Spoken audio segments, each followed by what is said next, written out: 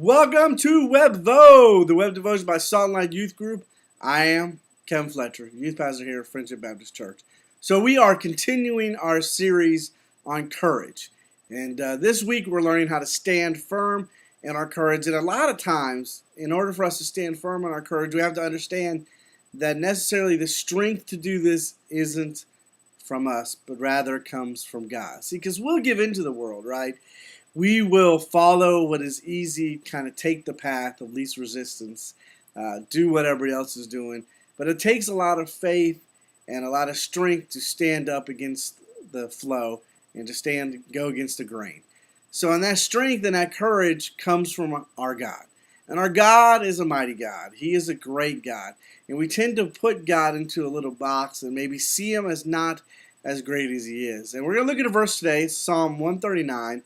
And it talks about two of the three omnis of God. So there's three what I call omnis of God. God is omnipresent, meaning everywhere at all times. He is omnipotent, which is strong and powerful. And he's omniscient, which means he knows all things. And so the first and the last are covered in this. This verse speaks of God's omniscience and also speaks of his omnipresence. So if you would, you can look it up or you can listen as my wonderful voice sings out this wonderful psalm to you. Psalm 139 from the English Standard Version. This is verses 1 through 9. And it says, O Lord, you have searched me and known me. You know when I sit down and when I rise up. You discern my thoughts from afar. You search out my path and my lying down, and are acquainted with all my ways. Even before a word is on my tongue, behold, O Lord, you know it all together. You hem me in behind and before, and lay your hand upon me. Such knowledge is too wonderful for me. It is high, and I cannot attain it. Where shall I go from your spirit? Or where shall I flee from your presence? If I ascend to heaven, you are there. If I make a bed in Sheol, you are there. If I take the wings on the morning and dwell in the uttermost parts of the sea, even there your hand shall lead me, and your right hand shall hold me. See, God is not small. He is great. He understands us. He searches us. He knows us.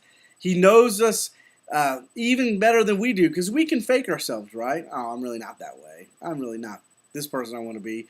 We can try to live our best life now and try to have our words reaffirm who we are. But God knows us deep down inside. And it says that even before a word is on our tongue, he knows it all together. So even before we think something, even before we say something or do something, God knows it.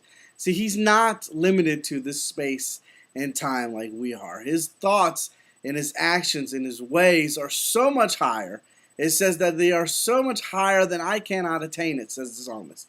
And so here we have this idea that God is so smart and he knows all things. And that should be our strength. That, you know what, we trust that God has better and greater plans for us. That his knowledge and that his omniscience will lead us into better things. And we know that, you know what, we can't even hide or can't run from God. We can't hide our thoughts from God.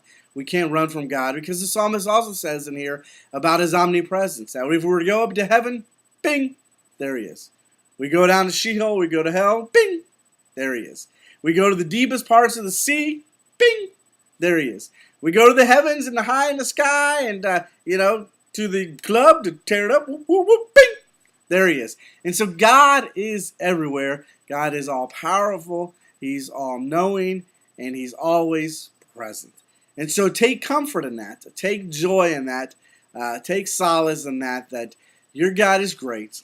He loves you and cares about you and has the best plans for you. We will see you next week. Peace out. See you later. Go to Salt and Light. Whoop, whoop.